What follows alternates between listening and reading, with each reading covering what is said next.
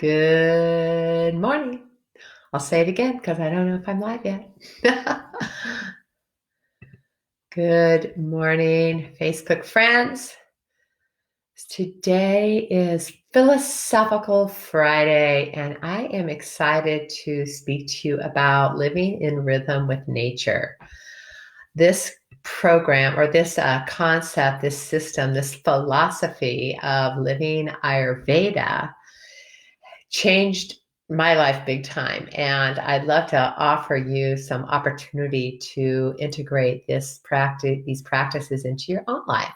So someone's here today. Go ahead and write into the chat box. I'd like to see who's here. My bet it's Marie. She's been here every time I'm wondering, what do you know about Ayurveda? Do you know what the word means? Do you integrate it into your day? Yes, it's May Day, and what a great time to talk about living in rhythm with nature. I was so happy. I was in the yard 2 days ago getting rid of all the shrapnel from the winter. I never did clean up in the fall, so it was just a discovery. I always think of the movie The Secret Garden. If you haven't seen that, there's a couple different renditions of it, but I just love it because this garden is overgrown and they just uncover it to find this beautiful, beautiful um, scene in nature that's just blossoming. And that's what's happening right now. I uncovered my garden, but the ground was so dry.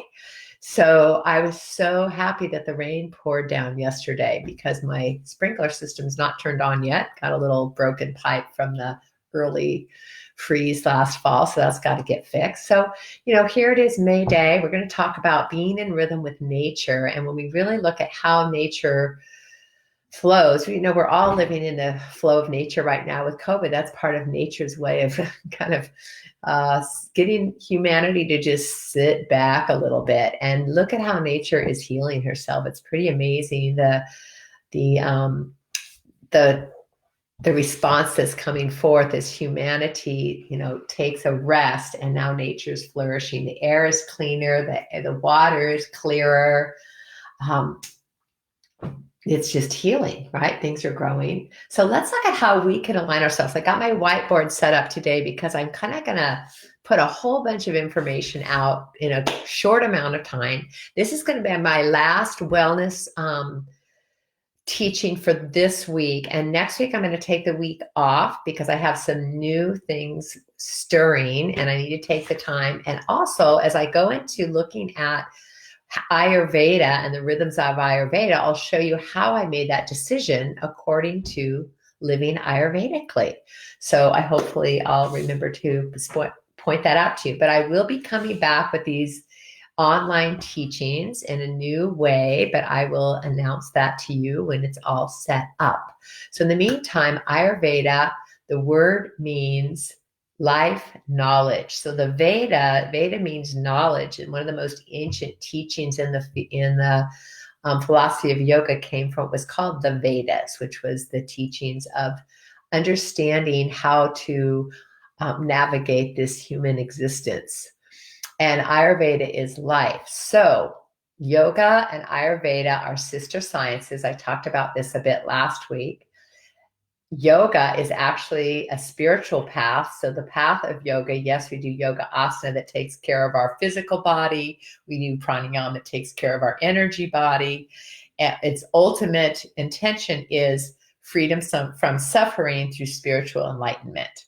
So the path of yoga, although it does help us in our health and well-being on the physical plane, its ultimate intention is for spiritual awakening. Ayurveda is actually the healthcare system, how to take care of our body, mind, and spirit with right living. So we're going to take a look at what that means. And so again, Ayurveda means life knowledge.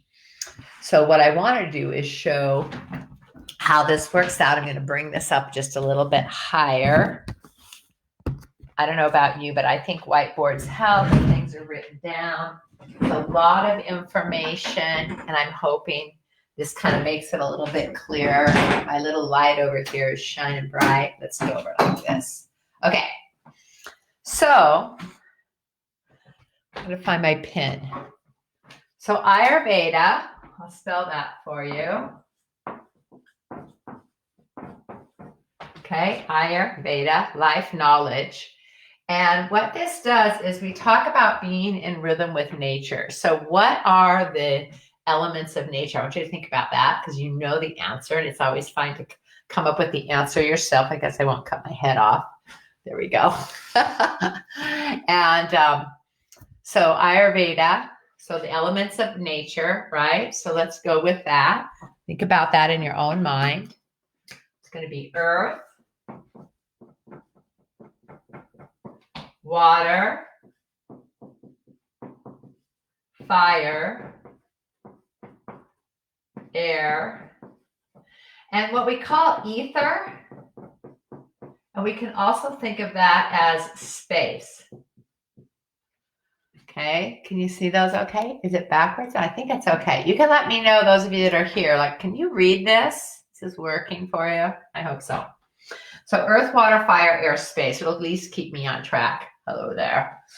And what we look at is how these all work out in life. So earth, that's our physical form, right? Our earthly body. We come into this realm, we come into this container on the earthly realm.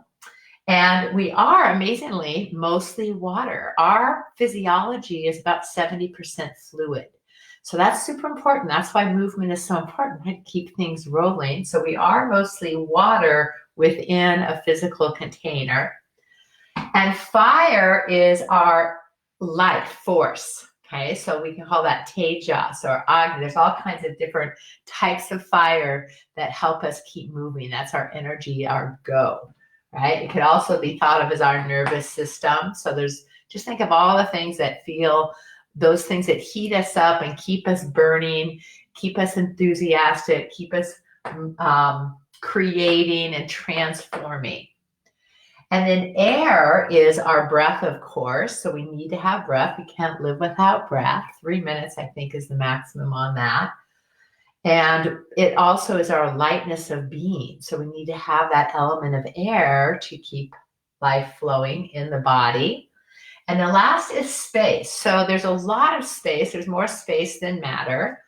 And so the idea of ether and space is spaciousness in our life. So how does that work? And so the spaciousness is what gives us that opportunity to expand beyond the container and also within. So within our physiology, when we look at it on the physical plane, you need to have a certain amount of space in your body.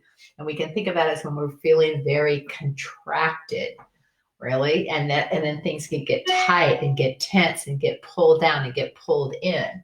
So these all work within the dynamic pulsation of the universe. So we'll get big here, which is the difference if we have contraction and the opposite of that, we have expansion. Okay, and this is actually called spanda. I love these Sanskrit terms. So spanda, can you see that okay? Probably not.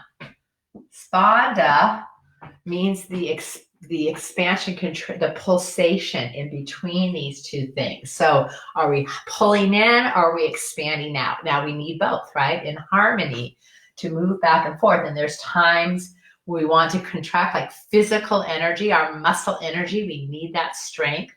We need to have this container. We need to pull ourselves into the present moment.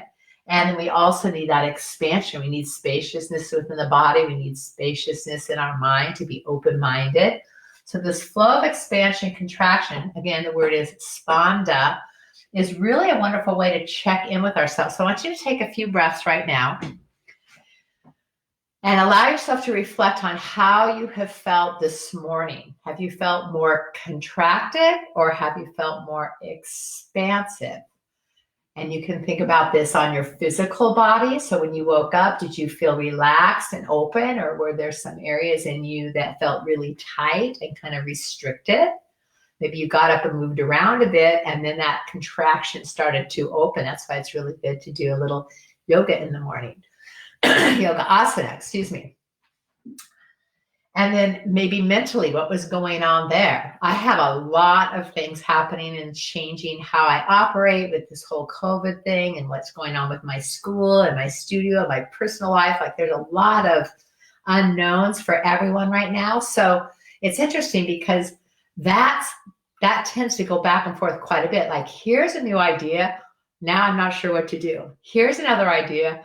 Then the stress comes in, and then, okay, here's some opportunity. So we can really feel this. Sometimes this contraction expansion can feel a little bit more like that, right? Up, down, and that's a little bit tiring. So what we want to do is find a way, and I call this simple, soulful living. I need another pen. Because we really want our contraction expansion to be more like a wave. And we definitely don't want to be flatlined. Okay, so we want to be in the flow, and we know that saying of being in the flow, right? So we're looking at Ayurveda as a means to be more in the flow with our everyday life. So let's take a look at how we can figure out how to apply this to our own being. And this is called dosha. Oh, thank you, Marie. Thanks for letting me know you can see this. So dosha, I'm going to throw all kinds of Sanskrit terms at you today. I guess I'll say dosha, not doshas, but there are 3. So dosha means constitution or character. So we all have a different way of expressing ourselves in our life, a different way of assimilating life, taking it in, assimilating and transforming through life. So dosha is the way of seeing what's most alive in me, what's most alive in you, what's your characteristic, what's your constitution. And those constitutions are made up of these elements. And the beauty of it is we're all very individual. We all have all of these elements within, but we have tendencies towards one more than the other. Okay, so I'm going to shift this a little bit. You got the spanda thing, right? I'm going to take that off so I can write over here. That way I'm not in the way. So the first dosha, I wonder if you know your doshas, those of you that are watching. Okay, the first dosha is, let's go with kapha. Now you'll hear this stated as kapha or kapha. Now kapha, pa, is actually the correct Vedic translation because I have studied Vedic Sanskrit, and pa, but we have kind of translated into fa with the Western influence. But either way is fine. And even in India, it's said both ways because the world has been influenced. The East has influenced the West and vice versa. So kapha or kapha. And this is is the earth, the combination of earth and water. Mostly earth with a little bit of water, but think about earth and water, that makes mud. Okay, so kapha is really solid, right? Earth, solid, grounded. Even water is heavy. Water will seek its depth. When water is placed in a container, it goes to the bottom of the container, right? When a lake is in the earth, when water is in the earth, it will keep sinking down and down and down, right? So it goes heavy. So kapha is a heavier, grounded, stable, solid condition, right? And so we have a balance and an imbalance in each state, kapha. So earth, water, grounded, inward, solid. Let's just go with that right now. The second is kind of its opposite. Not even kind of, it really is. Vata, which is the combination of, look at this, air, and we're going to call it space.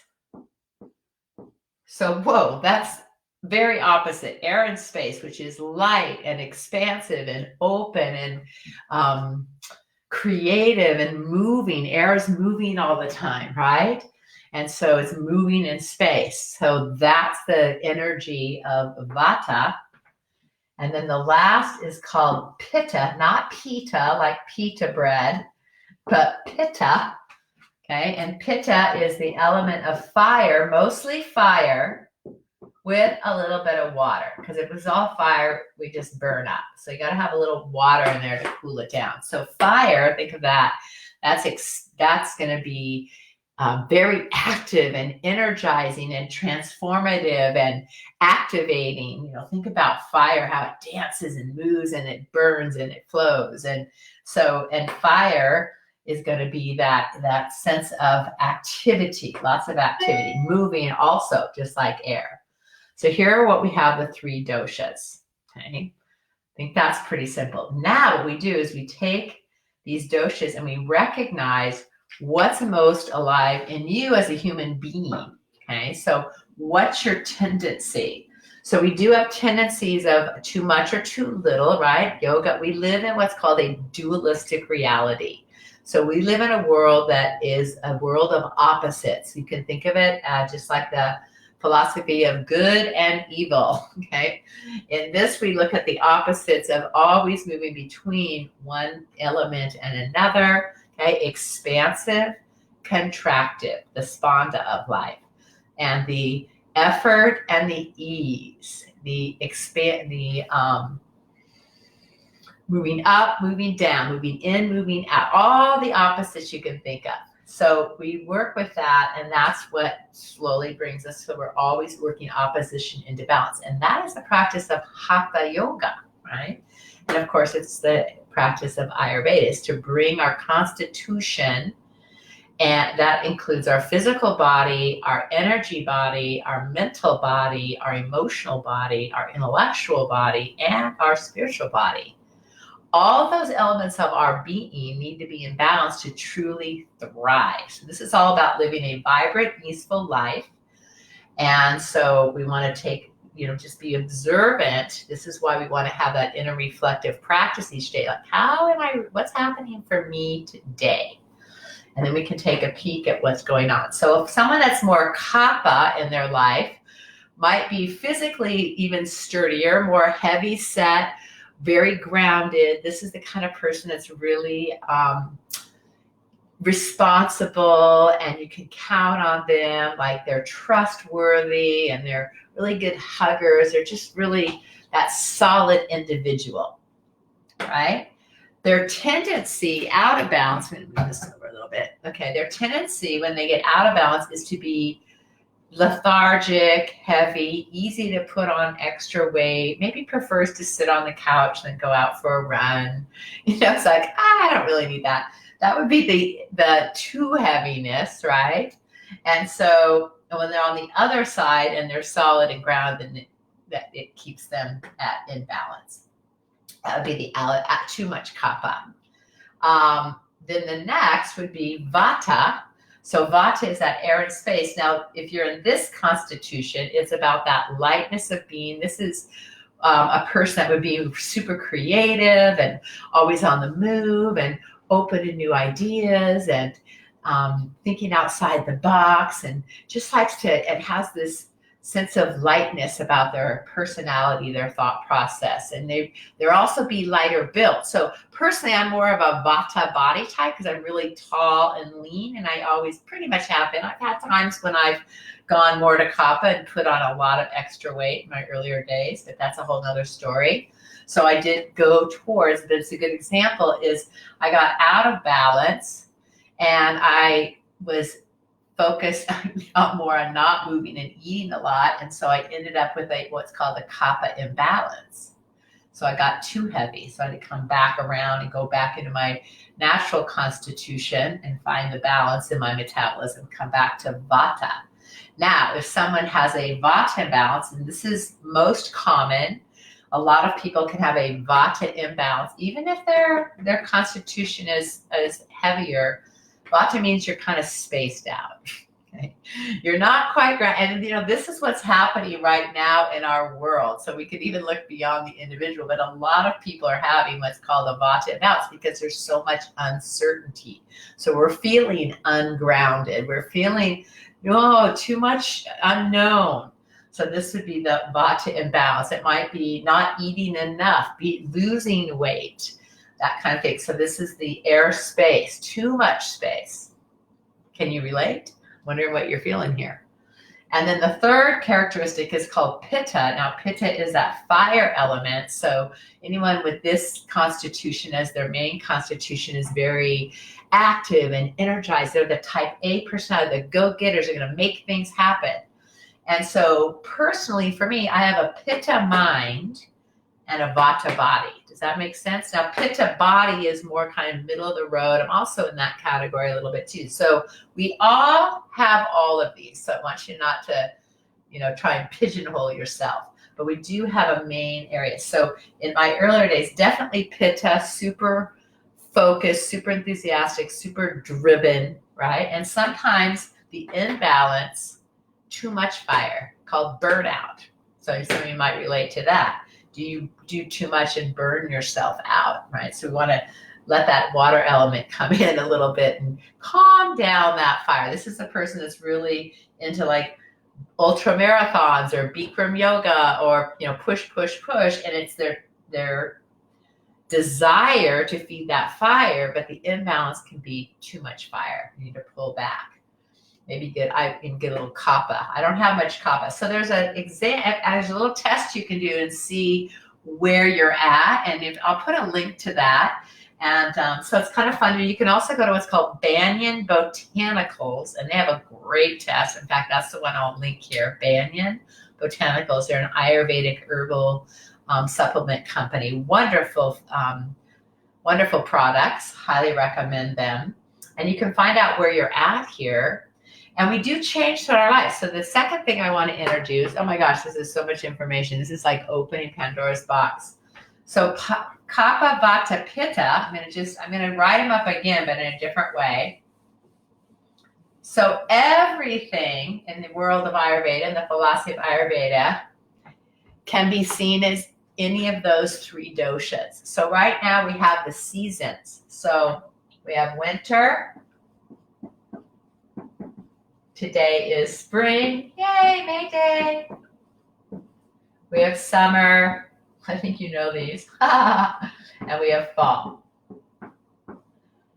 Okay, so right now, actually, it's interesting because winter into spring, there's only three doshas, right? But we have 4 seasons.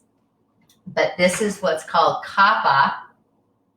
So kapha, think about winter. Winter is the time,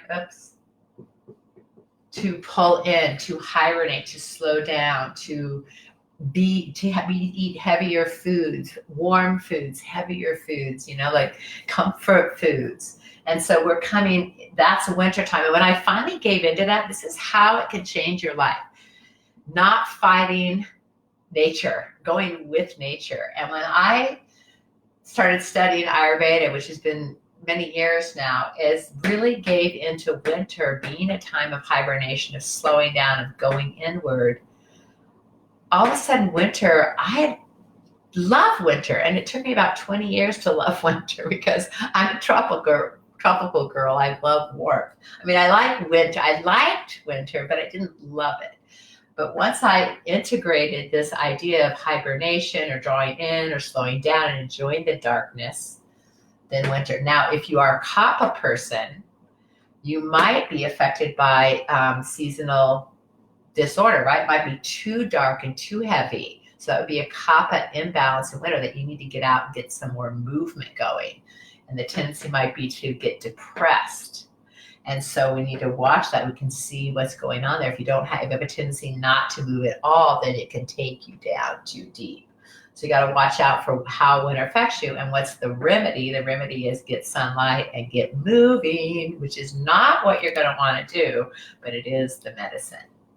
Now, as we come out of winter into spring, this gets to be a little confusing, right? Especially when you live in the Rocky Mountains. Snowing one day, 75 degrees the next day, raining the next day. It's constantly changing, but we are moving. So kapha is starting to emerge. So the ground is warming and the plants are growing. I have a bleeding heart that grows about 4 to 5 inches a day. No, I kid you not. It's just like, I just sit and have my coffee and I swear I can see it growing. And so, things are emerging. So we're emerging. And we also need to realize we're emerging from that place of heaviness. So coming into spring. So what can we do? We need to get moving. right? We also can lighten up what we're putting into our body food-wise. So spring is still within Kapha, and then we're moving into what's called, of course, you probably figured this out, the Pitta season of fire. So we're going to move into summer, Pitta, okay, time of heat and activity. So active, right? Summer is super busy. We're out and about and doing.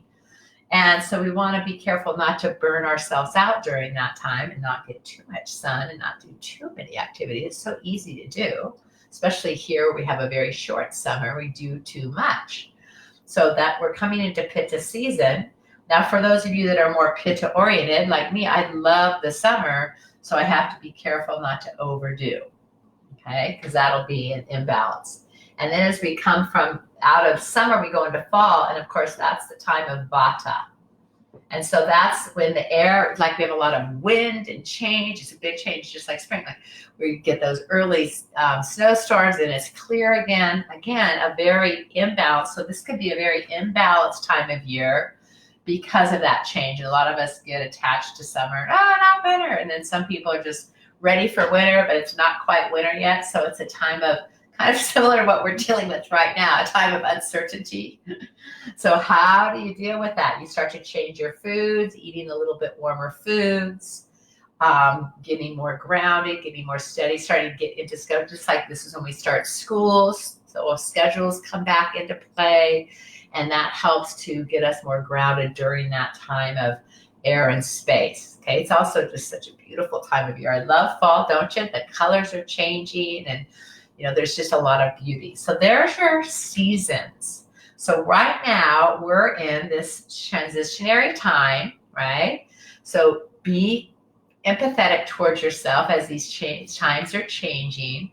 Know that each day it's like, what's it going to be today? Is it summer? Is it winter? Where are we going to be? So noticing. Hi, Regina. I'm glad you're here. Melanie, good to see you. I know you've been here a little bit. Didn't say hello. So right now we're in here, and because we're in this time of Vata imbalance, okay, so that's a constitution, it's a system that's happening globally because we're so uncertain. We have so much space, so much unknown. So this is going to be a way of, well, the best way to take care of yourself is routine, okay? So routine, get yourself, I know it's been hard to have a routine, but that really is the best way our body functions, is to have a routine. And I just see right now my battery's about to die. So I want you to write in where you believe you are right now. Like, what is your constitution and what are you experiencing? It could be two different things. What do you believe your constitution is? Because I have to go get my plug for my computer. What constitution is your natural state? Like if you're just balanced, and where are you at right now? Be right back.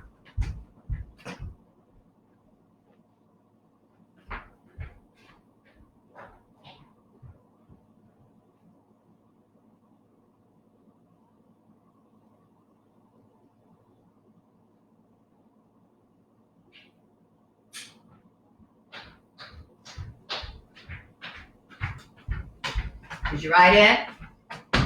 You haven't written in. Oh, maybe I can't see it. Sometimes, I'm going to go over here, see if I can see on my, it's really funny doing this Facebook Live because I'm still figuring out how to get to everything.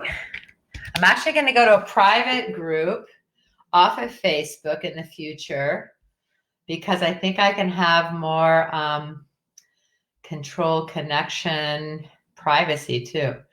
Oh, no one's writing in. Okay, that's all right. I'm going to go back here and finish up. Oh my gosh, it's already 9:30. So let's just work with that. There's the seasons and what we're dealing with. And right now, what I want you to think about is going into a little bit more of a routine. So I'm going to go into that for just a couple minutes. And here's the deal. If you find this interesting, of course, I have a really wonderful support system for this. It's called Simple Soulful Living. I have a 6-week course coming up starting on May 15th. We meet online. It's a virtual course. We meet once a week on a Tuesday evening, and you are given, you receive in your inbox, there's a whole course platform that I have. You actually go to the course platform, and it gives you lessons on all of this. on how to live Ayurvedically, how to integrate yoga and meditation and balanced nutrition. And we look at all of this and we go in individually as well. And the most important part is what's called habit evolution. So we can have all this information, but what are you actually applying to your day-to-day life? That's the important thing. So let's look at a schedule. So you want to look at your 24-hour clock, and there's a lot more to it, but I'm just going to go here because I want you to realize how you can get a little bit of routine. Is we've got 10 o'clock, 2 o'clock, and 6 o'clock. And the reason I'm changing my half an hour wellness talks, okay, Empowered Aging series, is because the best time to exercise is from 6 a.m. So this is going to be a.m. right now. And a.m. is right in here. This is called kapha time. So kapha is not only our steadiest time, it's our strongest time. And so it's a really good idea to get your physical exercise somewhere in the morning, physical movement activity from 6 a.m. to 10 a.m.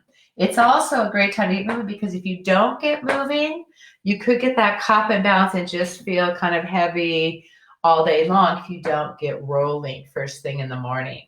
So this is a great time to exercise. And so for me, I just went and had a wellness checkup. I haven't had it in a long time. And my blood pressure was a little bit higher than it used to be.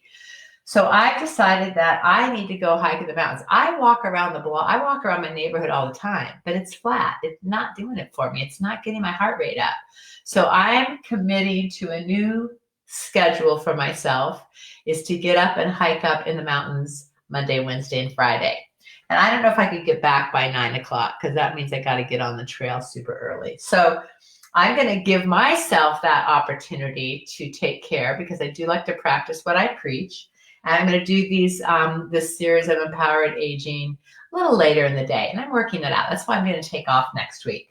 But I want you to think about what you do first thing in the morning. I call it pranification, get things moving. So you don't have to go out in the mountains maybe, but you've got to get moving, get your blood flowing, and really help to feed that idea of getting the earth, get the earth moving, right? So that's kapha time. It's also good to eat just a light breakfast because you're still kind of in that heavy mode. Then from 10 to 2 in the afternoon, this is your pitta time. So this is the best time. We're super efficient, our work, and it's also most importantly the best time to eat your heaviest meal, meaning macronutrients, your carbohydrates, your fats, and your proteins. Your fire is burning. This is when you want to really get your caloric intake in, so you have lots of time to burn it, and you've got the fire, Agni, to burn it. And this is just a good, very efficient time, very active time. So get your work done here and have a good lunch. I like to eat my lunch more in the afternoon, okay? I eat my breakfast more around 9 or 10. Then I have that. Then the next one, of course, is Vata. Now, Vata in the afternoon, because this is a creative time, this is a really good time for creative projects and for having good conversations and maybe collaborating with people. So good time if you're going to plan meetings, if you're a working person, okay, if you have meetings to plan, Regina, I know you are, this is a really good time to do it, is in the afternoon. I know for me, I do all my busy work in the morning, and then in the afternoon, I sit down and do my big projects, my creative projects. And I kind of was doing that and wondering, why am I not getting these big projects first thing in the morning? And what happened is I was actually, we naturally align. So I'm not saying you're making this up. When you start to align with the seasons and with the elements of nature and live Ayurvedically, you will find, even if you think, oh, I like to do it this way, and you have a different system, when you start to align this way, and this is why I'm going to invite you into Simple Soulful Living, because it's amazing when you shift your habits. We get attached to our habits like, oh, I'm a night owl, or whatever your system is, and then you start to shift according to this ancient teaching of nature's rhythms. Whew, big changes happen. Body metabolism gets balanced, brain gets clear. That's the simple part, simple and soulful. We're getting aligned with nature. So this is your creative time. And you also want to, it's also a good time if you want to just mellow out and lay in the hammock too. So it's kind of nice to take a little break. And then you have a light dinner. Now we come around the clock, 6 p.m. That's when you want to eat something light. It's called supper. Eat light, eat heavy here, eat light. And then you've got the evening time. Now you're going to go to kapha on the other end in the evening and slow down. So kapha in the morning, you want to wake up. Kapha in the evening, slow down, relax, take a walk, do some creative work, some arts and crafts, visit with your family. Okay, let this be a very nurturing time. That's what kapha is, super nurturing, and slow down. So when the clock comes around to 10 p.m., you go to bed. So if you think you're a night owl, think about this. And I have to fight this because I'm very pitta, right? So what happens at 10 o'clock, if I stay up past 10, and some of you might have noticed this, pitta with some vata, yeah? So think about this, Marie. When 10 p.m. hits, if you aren't already wound down and going to sleep, if you still got the computer on or got ideas going, boop, second wind, then you're up till 11, 12, 1, 2. Lots can happen. However, and I do this still occasionally once in a while. I know, Regina, you do. This ends up being a really active mental time. Instead of what's really supposed to happen is we're supposed to be sleeping, and our dreams are most active here. Our REM sleep is when we get our REM. This is super important for the resting of the body mind and the clearing of our psyche. So in the day, it's our digestive fire that's burning, and at night, it's our psychic fire. So we clear out our thought process. Think about that. And then from 2 to 6 is where we're in deep dream state, hopefully. And this is where we call our golden dreams, like maybe even some ideas come to fruition or some answers to some questions, but this is a deeper sleep. And this is why a lot of yogis get up at what's called Brahma Muhurta, there's another word for it, at 4 a.m. because this is the time, Vata, creative ether space. They say this is where the veils are the thinnest. So it's a great time for meditation. Okay, and self-reflection. So it's a great time to get up and do those things. And when I want something creative, I'll get up sometimes at 5 and I could get some really good creative projects going right then. And then I move into the activity of the day. So that's all I can go into today, but there you go. That's called your Ayurvedic clock. If it sparks some interest, and those of you that are on here, a lot of you are working with me already or will be, we are going to tap into this quite a bit. There's more to look at. We also can look at times of life, more specifically what's happening in the time of the day.